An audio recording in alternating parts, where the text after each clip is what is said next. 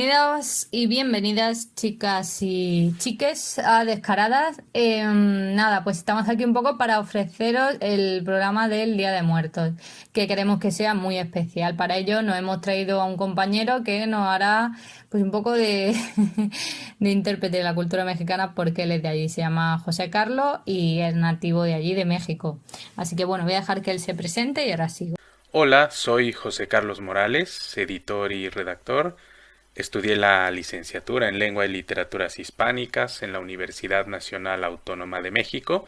Es lo que en España conocéis como Filología Hispánica. Vivo en España desde hace casi 14 años, pero como es normal, sigo teniendo con mi país y con mis tradiciones una relación muy intensa y el Día de Muertos no es la excepción.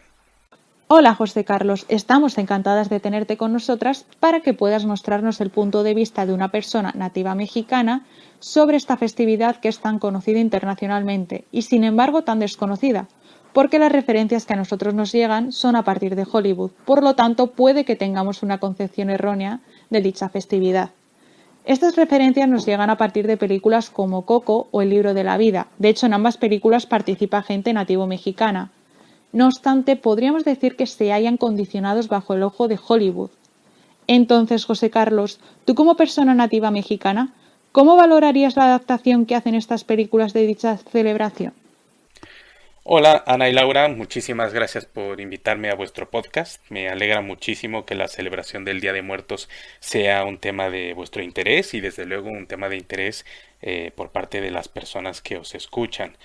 Bueno, lo primero que tenemos que decir es que la concepción que se tiene del Día de Muertos, basándonos sobre todo en las grandes producciones audiovisuales anglosajonas, no necesariamente son erróneas, pero sí son parciales. ¿Por qué razón?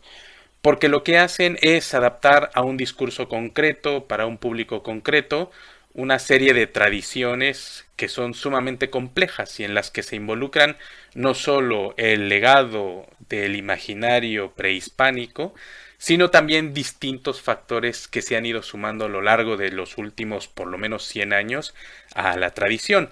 Me refiero, por ejemplo, a los grabados de José Guadalupe Posada, me refiero, por ejemplo, a la contribución de la tradición popular de distintas regiones del país, a la religión católico-cristiana, a las figuras icónicas del arte pictográfico mexicano e incluso en los años más recientes a las aportaciones de estas mismas películas que lo que hacen es, como acabo de decir, ofrecer una visión parcial y a veces inventar tradiciones que no existían previamente, pero que inevitablemente, debido a lo plural de la celebración, se van incorporando. Me refiero concretamente a la contribución en Ciudad de México de una película de James Bond de hace alrededor de 4 o 5 años, en donde, si ustedes recuerdan esta película, al inicio de la entrega de James Bond va a salvar el mundo a la Ciudad de México y se encuentra de pronto en la mitad de un desfile que es un desfile en el contexto de la celebración de Día de Muertos. Bueno, lo interesante aquí es que ese desfile no existía hace 5 o 6 años. La película de James Bond lo inventó y la película de James Bond lo incorporó a un hábito que ya es o se está convirtiendo en tradición, al grado de que al día de hoy esa parade, ese desfile se realiza con toda naturalidad, añadiendo elementos que originalmente no formaban parte de la tradición. Ahora, en relación con estas mismas producciones audiovisuales, hay que decir que aunque estén hechas por personas provenientes de México, no dejan de ser productos con una intención comercial dirigidas a un público predominantemente anglosajón.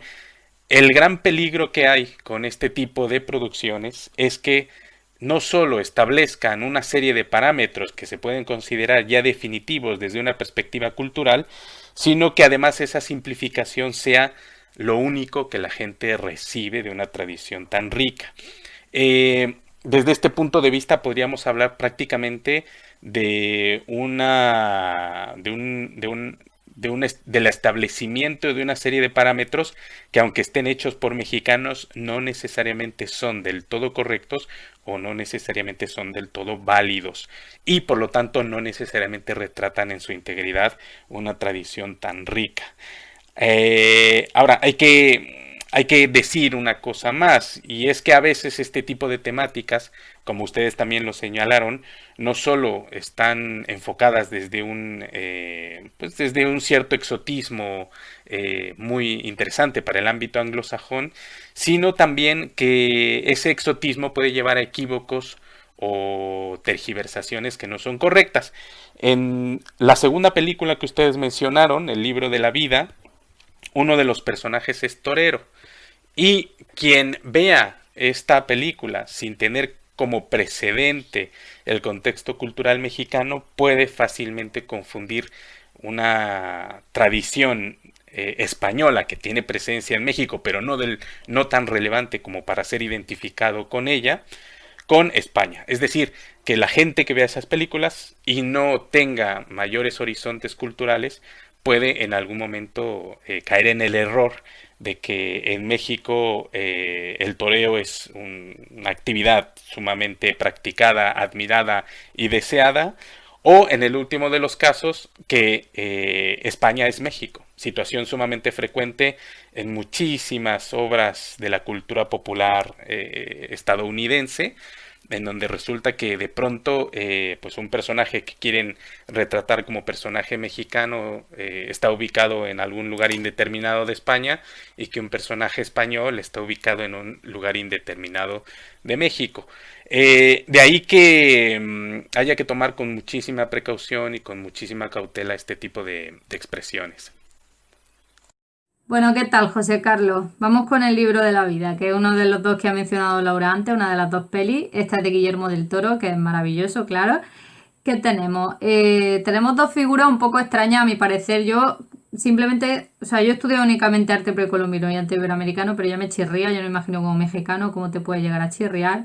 Que la Catrina y el Xibalbá, como si eso existiera, le hacen una guía a unos niños, les cuentan una historia, supongo que un poco para meter a la gente en la cultura mexicana, pero bueno, yo creo que todos nos preguntamos por qué. Al Xibalbá lo ponen como el dios de los difuntos olvidados, pero nada más lejos, porque el Xibalbá en sí es el inframundo maya, por así decirlo, más que nada. Pero no es una personificación, no existe una especie de Hades mexicano como tal. O sea, sí que hay dioses de los muertos mexicanos y más que mexicanos, mayas o aztecas, pero no nos vamos a meter en ese jardín. Quiero saber, José Carlos, que si crees que al nombrar al dios del inframundo Xibalbá es una manera simplista y errónea de meter a los niños en la tradición maya barra mexicana, porque es que realmente no vamos a pisarnos. Y en cuanto a esto, a este le presentan además como el dios de los difuntos olvidados, recordemos. ¿Efectivamente representan esa función o ha sido producto de Hollywood? ¿Qué podrías contarnos acerca de la Catrina? Porque el tema de la Catrina es un poco espinoso. Es verdad que El libro de la vida es un buen ejemplo de cómo este tipo de producciones audiovisuales simplifican una tradición tan compleja como el Día de Muertos. Pero antes de profundizar en las preguntas que me haces, es conveniente tomar en consideración ciertos factores. El primero es que se trata de una producción audiovisual dirigida a un público infantil. Lo segundo es que se trata de una producción audiovisual dirigida a un público infantil en el ámbito anglosajón. Y lo tercero es que en el último de los casos su objetivo no necesariamente es informar, sino simple y llanamente entretener. Estos tres aspectos pueden abordarse desde una perspectiva meramente descriptiva, como es la que acabo de hacer, o desde una perspectiva un poco más crítica. Desde esta última perspectiva se trata evidentemente de una obra cinematográfica que simplifica o tergiversa una serie de aspectos que lo que harán será influir en el aprendizaje que tendrán quienes vean esta película relacionado con el contexto cultural en el que emerge una tradición como el Día de Muertos. Vamos por partes.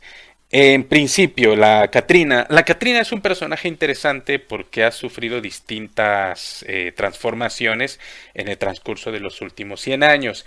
En su origen, la Catrina es un personaje de un grabador de finales del siglo XIX, principios del siglo XX, que se llama José Guadalupe Posada.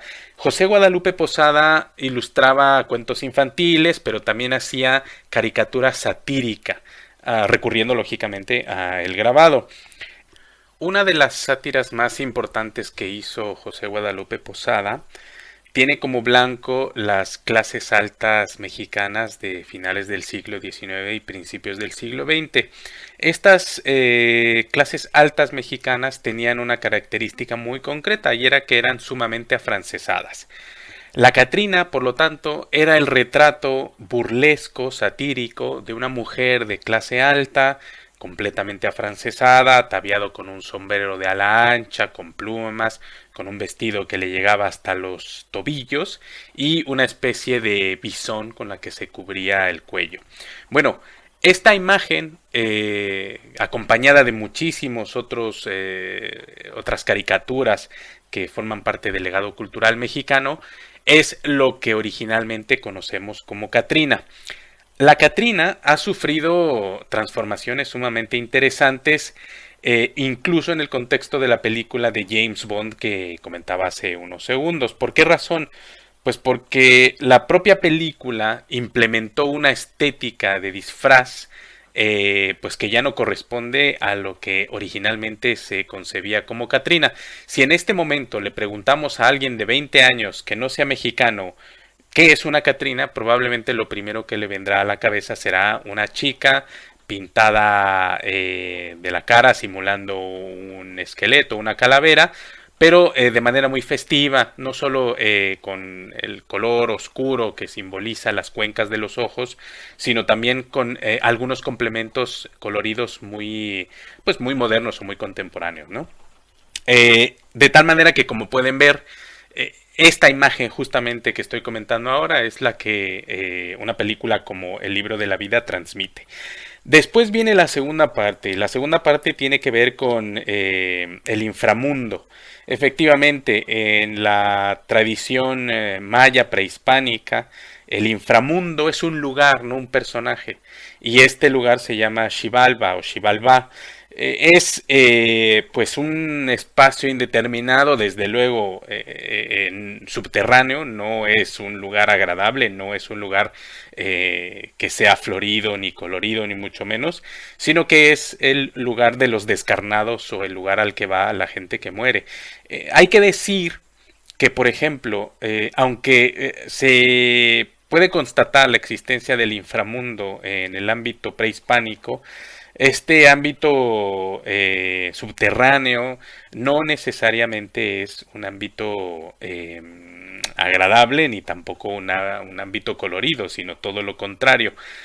Hay que recordar que en el ámbito prehispánico la muerte es algo que se aborda con completa naturalidad, pero en contextos bélicos o en contextos de enfrentamiento continuo, porque estamos hablando de sociedades guerreras. Así que, respondiendo concretamente a la pregunta, ¿qué podemos decir? Que las producciones cinematográficas, audiovisuales del ámbito anglosajón son simplistas y erróneas. Probablemente sí. Pues qué curiosa tu respuesta. La verdad que esta entrevista me está pareciendo súper interesante. Y a continuación nos gustaría saber cómo celebrabas el Día de Muertos durante tu infancia en México. Y con respecto a esto, ¿crees que debido a la globalización ha cambiado la fiesta en gran medida? O sea, ¿dirías que el capitalismo ha podido hacer mella en ella? Sobre esta pregunta es importante subrayar un aspecto que es relevante y es lo siguiente. La celebración del Día de Muertos en México es propia sobre todo de los espacios rurales o semirurales. Es difícil imaginar una celebración de este estilo, con estas características, en las zonas céntricas de, por ejemplo, Ciudad de México o algunas otras ciudades del país como Guadalajara o Puebla. Es verdad que hay algo, una tradición muy importante vinculada al Día de Muertos, que es la puesta de los altares, pero es una puesta que tiene como objetivo, pues yo diría, algo más bien visual, una práctica entre artesanal y visual, que no tiene esa carga emocional y simbólica que sí tiene en las áreas rurales y semirurales. En este sentido, en mi caso concreto, en mi caso personal, yo provengo de una zona semirural al poniente de Ciudad de México, con una fuerte presencia de comunidades originarias, que es como llamamos en México a las comunidades indígenas, con una fuerte presencia de la religión católico-cristiana y desde luego con una presencia importante de los elementos naturales como las flores, los árboles o incluso pues elementos naturales como la tierra, el agua o el viento. En este sentido, cuando yo era niño, recuerdo una celebración colorida, sí, pero no necesariamente festiva ni alegre. Me explico. En los contextos en los que el Día de Muertos se celebra con convicción religiosa, se trata de un día de mucha solemnidad y de mucho recogimiento. Es un día que se ve con mucho respeto, que se ve sin frivolidad y que también se toma con una seriedad tremenda, en el sentido de que se trata de un día en el que las personas que ya no están con nosotros nos visitan para acompañarnos. Insisto mucho en este aspecto. En el contexto religioso católico cristiano, obviamente un contexto religioso lleno de muchísimas influencias de distintos elementos, el Día de Muertos es todo menos risas, menos carcajadas, menos alegría. Es recogimiento, es pensamiento, introspección, rezo. Desde luego hay la presencia de las luces de las veladoras, de las luces de las velas, pero también hay presencia probablemente del murmullo, del rezo, del silencio, de la reflexión.